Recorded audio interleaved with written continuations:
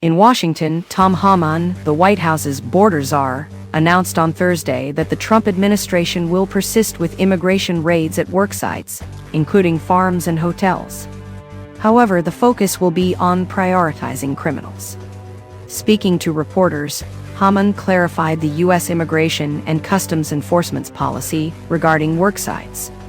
This follows the Department of Homeland Security's recent reversal of guidance that had called for a pause on operations at such locations.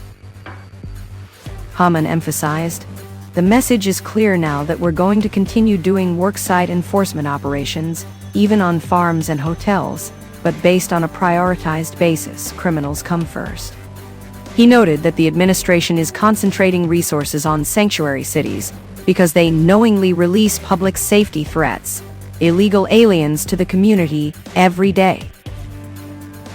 When questioned about ICE's directive last week to pause investigations of farms and hotels, Homan avoided a direct answer, stating, "Worksite enforcement operations is an important part of the work we do." In an interview with Fox Business, Homan explained that many worksite enforcement operations are based on criminal information, criminal investigations such as forced labor, trafficking, tax fraud, and money laundering. The Department of Homeland Security's Homeland Security Investigations team had paused immigration enforcement actions last week at worksites tied to the agriculture industry, including meat packing plants and fisheries, as well as restaurants and hotels.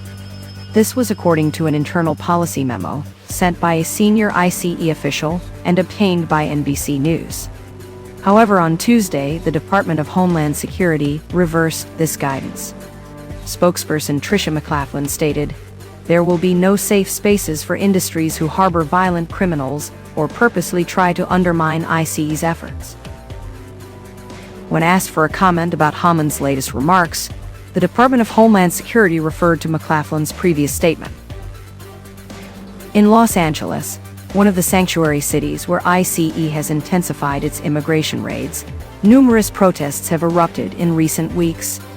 President Donald Trump deployed National Guard troops and Marines to address these demonstrations, which has drawn widespread criticism from Democrats.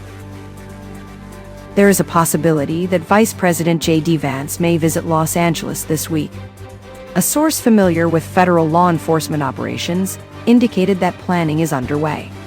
California National Guard units federalized by Trump have been involved in planning for a visit by a high-level federal official.